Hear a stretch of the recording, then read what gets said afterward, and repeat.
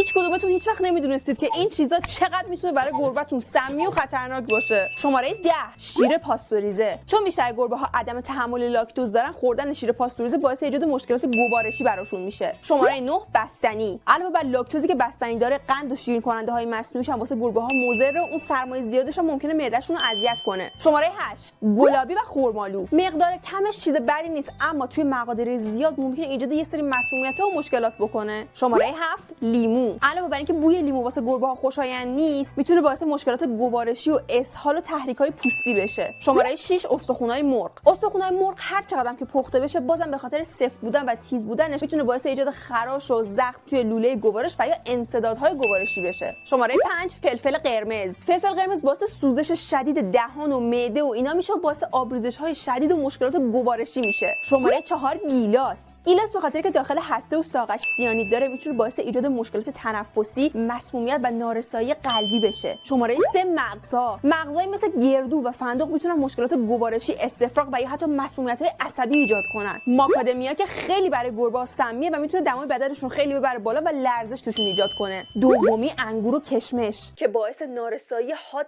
کلیوی میشن. علائمشون هم بی اشتهایی، درد تو ناحیه شکم و استفراغه. شماره 1 شکلات و قهوه. شکلات و قهوه چون ماده‌هایی به نام تئوبرومین و کافئین دارن، به شدت برای گربه‌ها سمی هستن و میتونن علائمی مثل تپش قلب، اسهال، استفراغ، تشنج و حتی مرگ بدن. اگه این اطلاعات برات مفید بود، بفرست واسه اون دوستت که اونم گربه داره و من کلوام. اگه عاشق حیوانایی، بیا تو پیجم.